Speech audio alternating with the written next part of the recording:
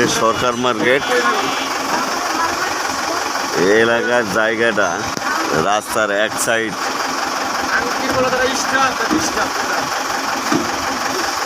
Syndicate করছে, এক side, আর এক সাইডে গাড়ি ঠিকভাবে চলতে পারে না। প্রশাসন অতি তাড়াতাড়ি এই রাস্তার এই সাইডটা খুলে দেওয়ার চেষ্টা করবেন।